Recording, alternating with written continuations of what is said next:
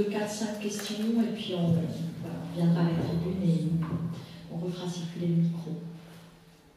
Alors, monsieur. Bon, je vais essayer de parler un peu fort. Ma question s'adresse à Sophie Lalanne. J'ai beaucoup apprécié votre exposé. Et je voudrais c'est plutôt soumettre une réflexion que poser une question en réalité, sur les échos que la littérature grecque nous transmet, des débats aussi sur la condition des femmes. Alors je pense à deux textes, l'Assemblée des femmes d'Aristophane, où les hommes se réveillent un beau matin et les femmes ont pris le pouvoir sur l'agora et ont décidé, ont adopté des réformes telles que le droit pour la femme de choisir son compagnon et le partage des biens entre l'homme et la femme dans les foyers. Bon. Et alors évidemment, les critiques et les historiens ont bien montré que Aristophane se moquait d'une sorte de décadence des valeurs viriles et guerrières d'Athènes face à Sparte, dans laquelle Athènes venait de capituler. Mais enfin, est-ce que c'est pas quand même l'écho d'une réflexion? Est-ce que cette, même si c'est de la dérision, même si c'est une dérision, une féminisation perçue comme décadente, est-ce qu'il n'y a pas quand même l'écho d'un débat? Deuxième texte, c'est Écube d'Euripide. Vous avez cité le personnage. Alors, s'il y a un féministe entre les deux, c'est certainement Euripide qui plante le décor dans le camp des captives troyennes, réduites en esclavage par les Grecs, et les valeurs qui sont portées, là, elles sont portées par les captives, et pas du tout par les héros grecs. Il y a un portrait au vitriol d'Ulysse, qui renie sa parole, qui est un traître, qui est facile à corrompre d'ailleurs. Enfin bon. Donc il y a toute cette image. Et les femmes dénoncent leur condition d'esclavage par les hommes victorieux. Donc, alors est-ce que vous pensez qu'il y a des débats vraiment sur la condition de la femme et d'éventuels droits qu'elle pourrait conquérir, en particulier civiques? Voilà. Alors, je vais prendre d'autres questions. Est-ce qu'il y a d'autres réactions, questions aux interventions de ce matin? Oui. Bonjour.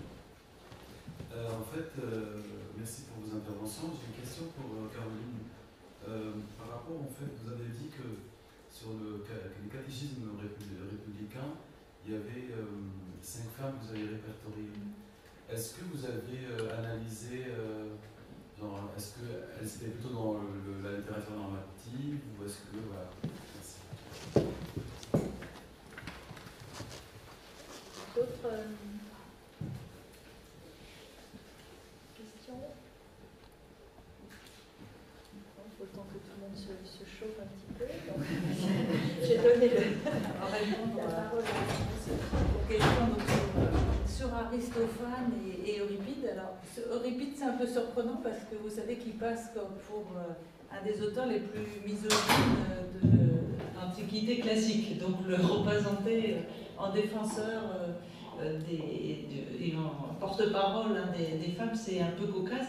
Mais je pense qu'effectivement, on ne peut pas ignorer le fait qu'il y ait eu une réflexion d'ensemble sur la place des femmes dans la société. De là parler de débat, c'est autre chose. Ça dépend du sens que vous donnez au mot débat. Alors, je ne pense pas du tout, et aucun spécialiste de l'époque classique ne considère qu'il y ait pu y avoir des débats sur la place publique concernant la place des femmes. Maintenant, qu'il y ait une réflexion de la part des intellectuels de cette époque, de la part des auteurs comme Aristophane, Euripide, Platon. Platon, on a une spécialiste de la place des femmes dans l'œuvre de Platon. Oui, évidemment, on voit très bien. Je pense que pour les Grecs de l'époque classique, c'est davantage un problème, en réalité, qu'un problème auquel ils ne cherchent pas forcément à apporter une solution, mais qu'ils perçoivent bien quand même comme un problème, et qui va être peut-être davantage peut-être davantage placé au premier plan des préoccupations aux époques ultérieures, à l'époque hellénistique, surtout à l'époque impériale, avec un Plutarque, par exemple, qui lui écrit des traités de morale dans lesquels il réfléchit sur la place de la femme dans le couple. Alors Plutarque n'est pas non plus un progressiste, il est assez conservateur, mais il vit à une époque où on se fait une idée tout de même plus égalitaire de la relation d'un couple, et où surtout la relation conjugale devient centrale. Alors qu'aux époques antérieures, c'est vrai que la pédérastie et les relations entre hommes pouvaient être considérées comme bien supérieures aux relations hétérosexuelles. Et je pense qu'il y a cette dimension-là aussi qu'il faut prendre en compte. Maintenant, concernant Aristophane, je pense qu'il n'y a pas tellement de doute. Et Euripide aussi, qui a été moqué par Aristophane dans Les Grenouilles, justement comme un auteur que les femmes de son époque, les Athéniennes, détestaient et considéraient comme un auteur misogyne.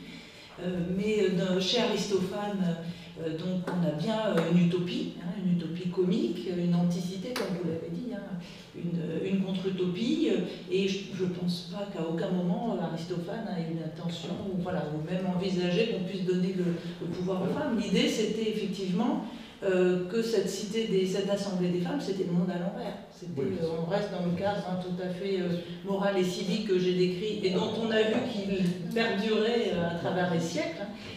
On reste dans le cadre effectivement d'une cité impensable, une cité dans laquelle les femmes pourraient avoir un pouvoir politique, pouvoir avoir même simplement un droit à la parole.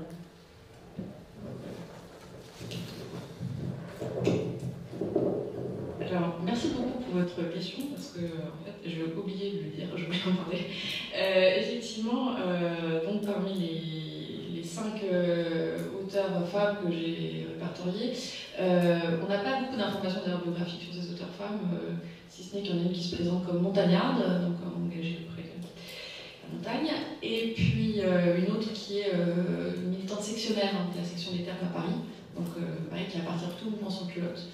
Et en fait, non, effectivement, ces 5 catéchismes sont paradoxalement relativement taiseux sur la question de la place des femmes et des rapports entre les sexes, voire ils font partie des catéchismes des plus normatifs que j'ai lus. Alors après, c'est pas si surprenant que ça quand on travaille sur l'éducation la question même l'histoire des femmes, ça, de voir des femmes auteurs qui vont au contraire réaffirmer la norme de féminité juste pour au moins espérer se faire entendre, et parce que déjà elles font une forme de transgression en étant dans un auteur d'un manuel. Donc voilà, c'est un thème assez classique. Deux questions. Didier, et puis Madame Daniel. Oui, donc je parlais fort Didier médiéviste, aussi de jeter un pont entre le 5e siècle avant Jésus-Christ et l'an 2. Donc juste 2-3 réflexions. Il me semble quand même que, peut-être que pour les époques anciennes, là je parlais plutôt de la fin de l'époque médiévale, il me semble quand même une des grandes différences entre les soucis éducatifs pour les garçons et les filles, c'est que, on peut dire que exducere, donc étymologiquement donc éduquer, conduire en dehors d'eux, me semble beaucoup plus valable évidemment pour le garçon que pour la fille. C'est-à-dire qu'il me semble que en tout cas pour les fins de l'époque médiévale, si on regarde les traités de pédagogie, si on les compare, on se rend compte que le discours qui est tenu à l'égard du garçon, c'est l'éduquer, c'est-à-dire le faire sortir lui apporter des choses de l'extérieur pour qu'il progresse. En revanche, pour les filles, il me semble que le maître mot, alors évidemment le catholicisme, le christianisme est derrière tout ça, c'est garder. Il faut garder la fille. Il faut garder la fille et éduquer le garçon. Il me semble que ça, au moins jusqu'au XVIIe siècle, au moins jusqu'à l'époque où il y a une éducation, on va dire, massive aussi des filles, et une critique évidemment d'une déchristianisation pour faire vite, et puis les premiers féminismes ou pré-féminismes, il me semble que ça tient bien la route.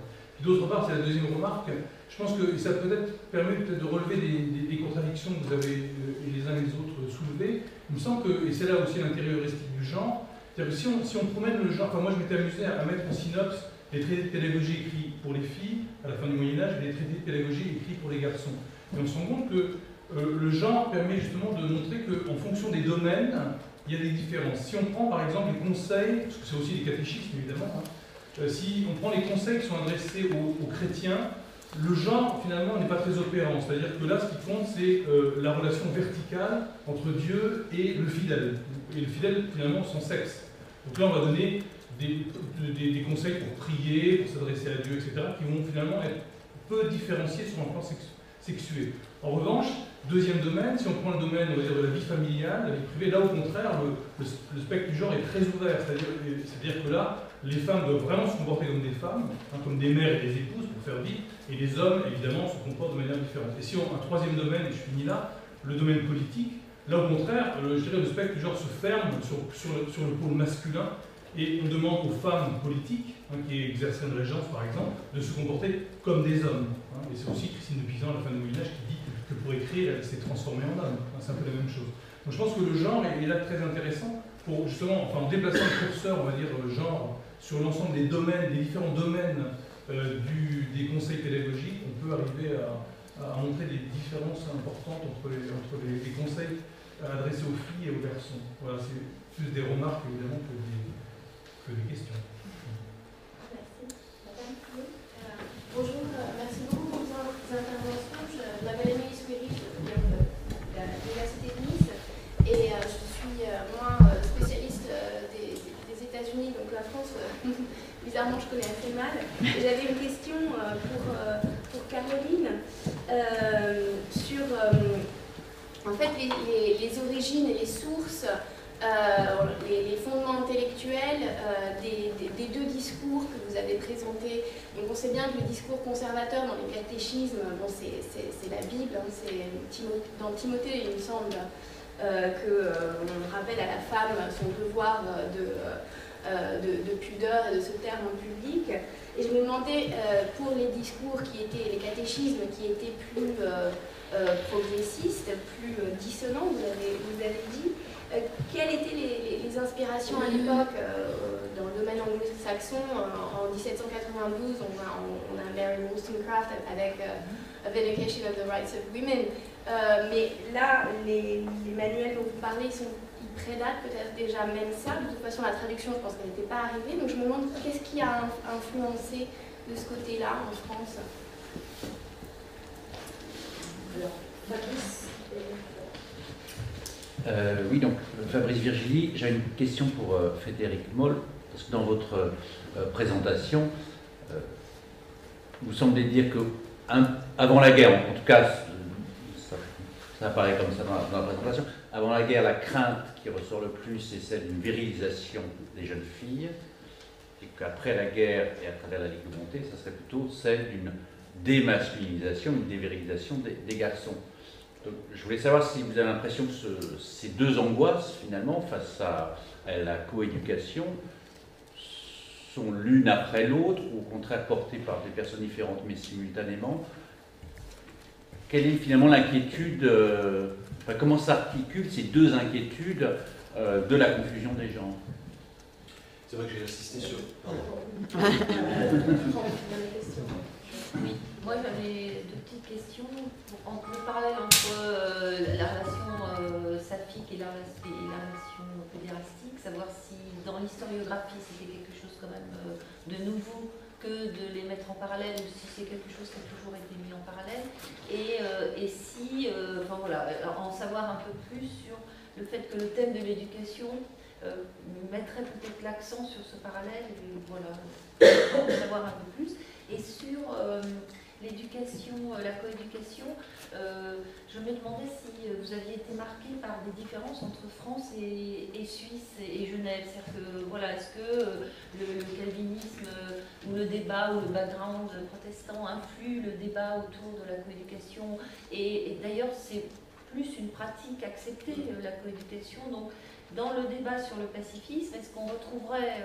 enfin voilà, c'était juste, est-ce que vous avez été frappé par des différences de façon de problématiser? Et puis je trouvais que c'était intéressant dans les moments où le langage permet d'avoir un terme neutre.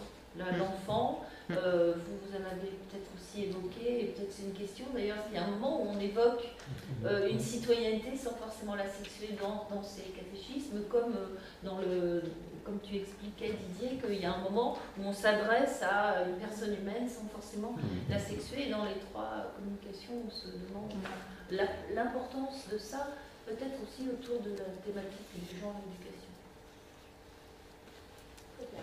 Pascal. Bon, une dernière question. ce tour-là, puis après Louis-Pascal Jacquemont, c'est au sujet de l'exposé de Catherine Fayol. Je voulais savoir si vous avez fait une allusion à un moment donné au débat qui concernait à l'Assemblée la place des femmes.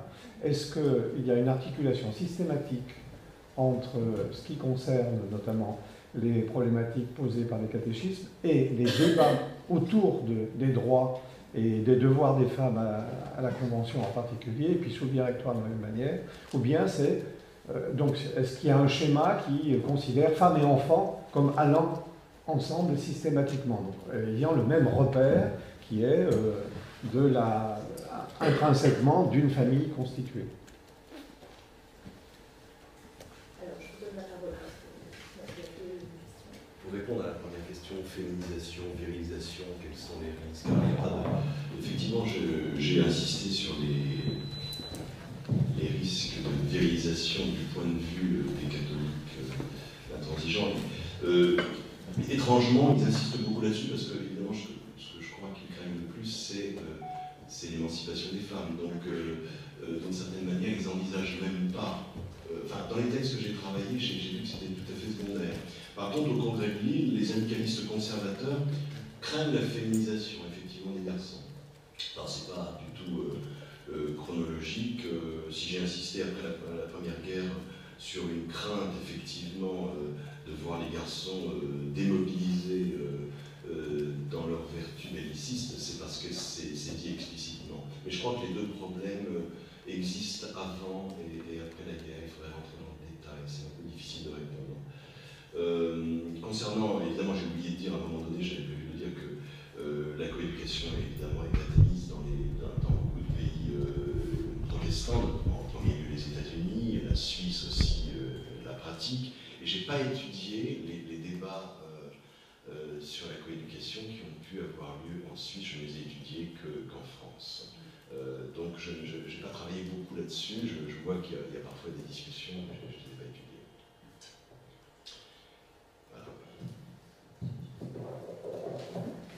Alors, d'abord une remarque en réponse à la remarque de Didier Lett. Sur le terme éduquere, qui évidemment est issu du latin. Pour les Grecs, l'éducation, c'est la paideia, c'est l'éducation des enfants, donc c'est asexué justement. Le pais, o pais, c'est le garçon, e pais, c'est la fille. Donc c'est très peu genré justement.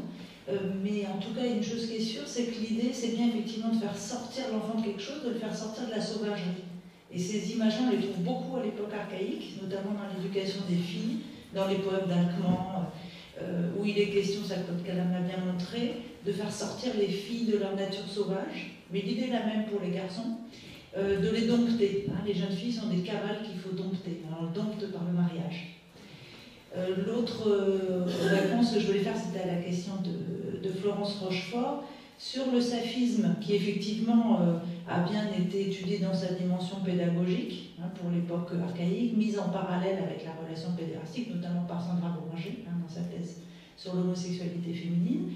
Ce qui est intéressant pour nous, c'est que c'est une pratique qui disparaît à l'époque classique. À l'époque classique, on n'a plus aucune trace, aucune cité grecque d'homosexualité féminine, ni acceptée sous une forme pédagogique, ni d'aucune sorte que ce soit. Alors ça ne veut pas dire qu'il n'y ait pas de réalité, mais malgré tout, on sent bien quand même un tabou qui s'instaure à cette époque-là, et la pédérastie pédagogique reste réservée aux hommes, et elle va perdurer jusqu'à l'époque impériale, puisqu'on a des exemples nombreux pour la fin de l'époque hellénistique encore, et la République romaine, puisque les riches aristocrates romains qui étaient élevés dans la culture grecque pratiquaient aussi l'homosexualité et la pédérastie.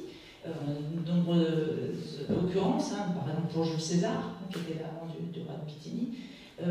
Mais ça va disparaître à l'époque impériale, comme je le disais tout à l'heure, avec Plutarque, l'éducation des enfants, la conjugalité. C'est une pratique qui commence à être moins bien acceptée.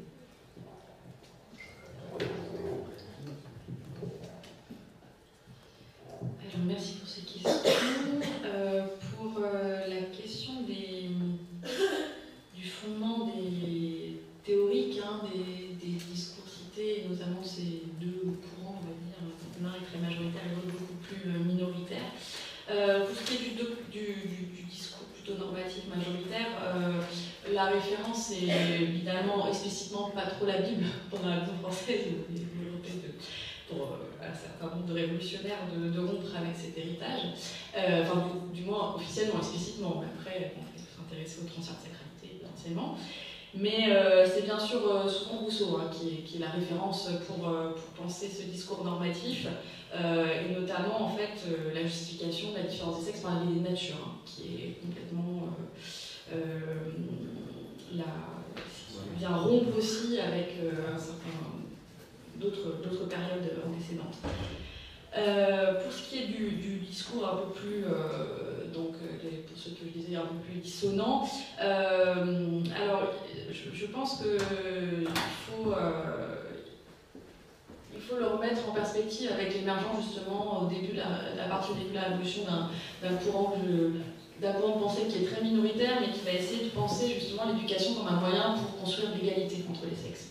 Donc c'est un courant qui va être porté par Condorcet, par Mary Wollstonecraft qui est en France en 1792 justement, et qui va aussi, en tout cas j'ai perçu des liens entre ce que va défendre Condorcet et Mary Wollstonecraft. On va aussi trouver donc il y a des écrits aussi de gens qui ne sont pas du tout célèbres, mais qui se retrouvent dans cette idée que la différence des sexes n'est pas naturelle, elle est construite par l'éducation, donc il faut faire une éducation nouvelle pour construire du coup de l'égalité. Donc ça se réfère aussi, il se réfère parfois à Madame d'Épinay, pour Conversation d'Émilie, à Madame d'Épinay, à Hévésus, donc il y a aussi un héritage revendiqué des Lumières, donc d'autres lumières en fait que Rousseau, qui sont aussi revendiquées pour légitimer ce courant qui reste vraiment très très minoritaire quand même, il faut le dire.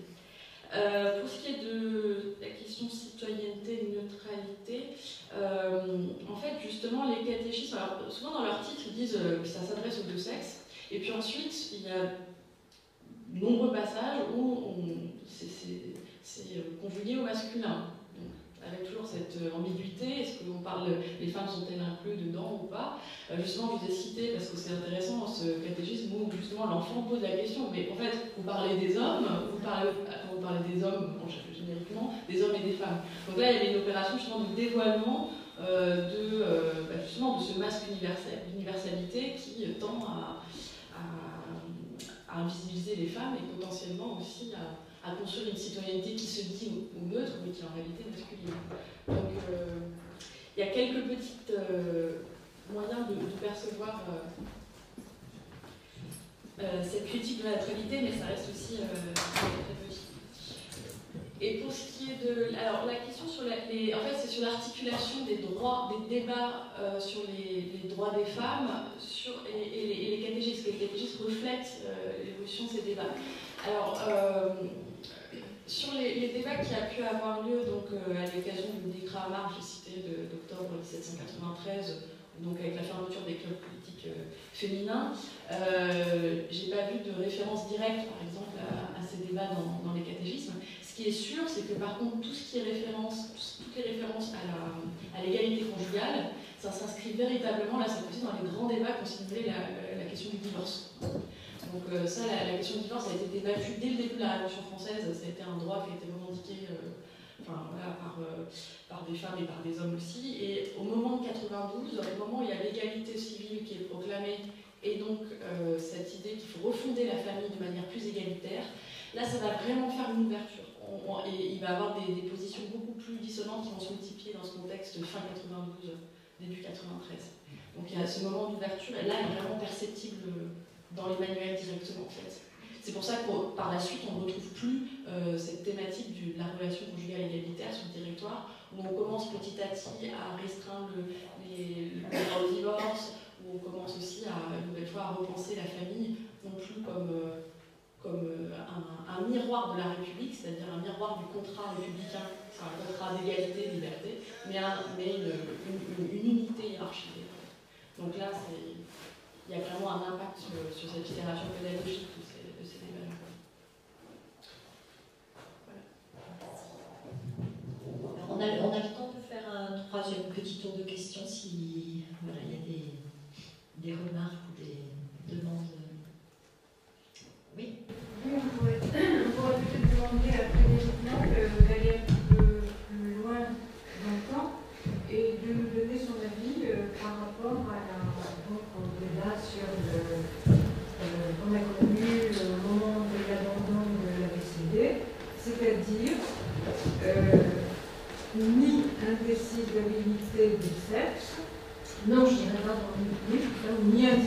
l'inversion des sexes par rapport aux angoisses qu'évoquait dans le sens Fabrice Virginie, ni inversion du rôle de sexe systématique, puisque il était déjà question, bien sûr, de révéler les qualités de chacun des sexes, etc. Voilà. Donc, peut-être qu'on peut faire un aspect plus de alors, il y a Odile et puis Rebecca. Oui, puisque on vient de vous demander de poursuivre jusqu'à nos jours, donc le même intervenant, sur la question contemporaine de femmes et pacifisme. Est-ce qu'on reprend les mêmes arguments? Est-ce que vous avez certaines idées? Puisque c'est constamment mis en avant, enfin, le règlement sorti de guerre. Bon, j'allais juste dire qu'une partie de mon propos tout à l'heure va être justement l'écho des débats sur la coéducation qui sont effectivement très frappants. Après la pause, effectivement, on sera dans des questions vraiment très actuelles, peut-être. Ouais, il y a Caroline. Répondre que je ne vais pas répondre, c'est-à-dire que ni indifférenciation ni inversion, moi je pense que c'est totalement effectivement dans la continuité du congrès de Lille. C'est-à-dire que même si les acteurs de l'époque n'avaient peut-être pas complètement conscience, enfin ça n'apparaît pas en tout cas explicitement dans le débat, de poursuivre deux optiques et de tenter de les concilier. Mais quand on détaille, quand on lit vraiment le rapport, le compte-rendu des débats qui est très exhaustif, on s'aperçoit de cet effort qui est fait. Voilà. Concernant les femmes et le pacifisme aujourd'hui, je laisse la deuxième Je voulais juste vous amener vers l'époque contemporaine, je vais vous ramener également. Je voulais juste savoir si, pour des gens comme Buisson, etc., qui bien sûr se réfèrent souvent à l'héritage de la Révolution française et l'héritage républicain, notamment à Condorcet, je voulais savoir s'il y avait vraiment une utilisation explicite ou pas de la pensée de Condorcet sur la mixité, où il y avait déjà cette idée que c'était finalement la non-mixité qui crée du vice, et que la mixité au contraire fabrique des mœurs, des bonnes mœurs. Donc cette défense quand même, l'idée aussi que le mélange des sexes va promouvoir l'égalité, non pas la confusion des sexes, justement, ce thème-là qui était déjà révolutionnaire. Dans mon souvenir, le deuxième article, l'article de la deuxième édition du dictionnaire de pédagogie et d'instruction primaire, du nouveau dictionnaire de 1911, commence par Condorcet, l'article sur éducation des sexes, coéducation des sexes. Et donc la référence, elle est explicite chez Buisson. Mais cet article est complexe. J'ajoute simplement qu'il multiplie les références et même il intègre les objections, notamment de Compéré de 1906 suite au congrès de Lille. C'est un article qui se veut ouvert au débat, mais il conclut par les résolutions des instituteurs syndicalistes, enfin amicalistes du congrès de Lille. Mais la référence première est Condorcet. Dans mon souvenir, il faut vérifier quand même. Au congrès de Lille aussi? Non, dans mon souvenir, non, il faudra que je revérifie. J'ai pas l'impression qu'il y ait une référence à Condorcet, mais il faut vérifier.